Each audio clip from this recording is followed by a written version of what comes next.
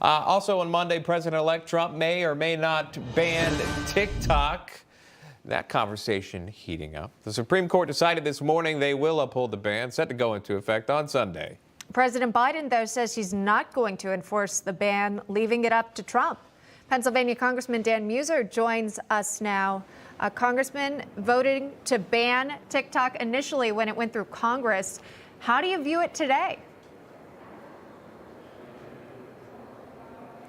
Emma, Sean, great being with you. And by the way, on the cold weather, we got tens of thousands of Pennsylvanians, tens of thousands of Americans coming in.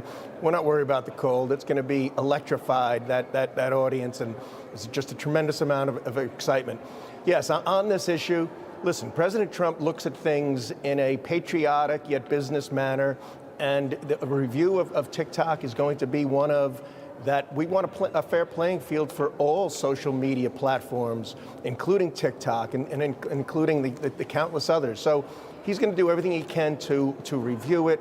You do have that 90-day delay period, review period that was in the bill itself. Granted, that's supposed to be initiated via the Biden administration by the 19th.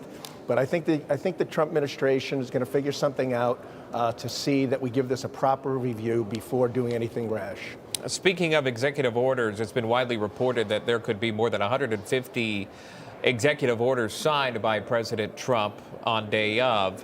A slew of them, according to the Associated Press, promising to declare a national energy emergency to spur the approval of more drilling, pipelines, refineries, power plants, reactors, etc.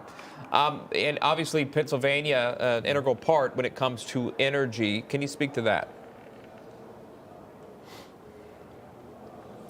Yeah, well, look, it's important. We have a lot of reversals that need to take place. I mean, the border tops everybody's list. So remain in Mexico, more border security, not just processing and resettling, but actual border security. That can be done via executive order. We do want to codify it over time. That's what we're talking about within our reconciliation.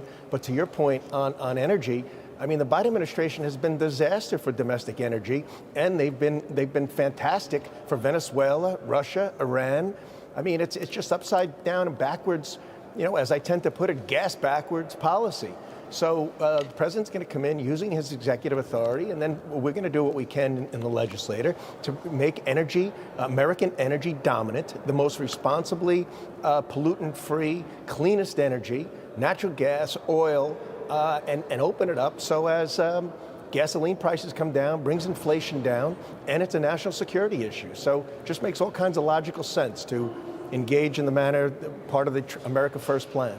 Yeah, indeed. A lot of changes coming day one. There were a lot of executive orders signed when President Biden took office. Sure. He did a lot to undo what President Trump had done, and now Trump's return. It's going to be fascinating to watch.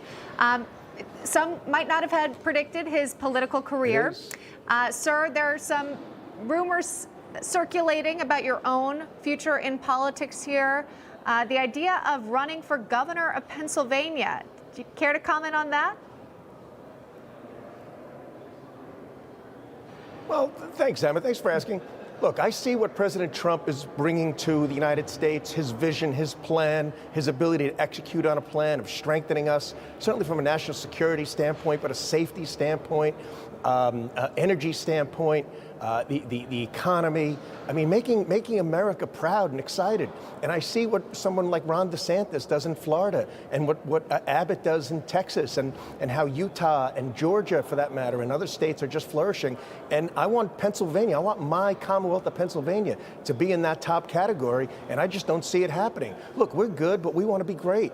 And the right plan, the right execution, minimal taxes, doing the things President Trump is doing on the national scene, I want to bring to, I'm strongly going to consider bringing to the Pennsylvania scene, and following the model of Florida, Texas first, and then outdoing them.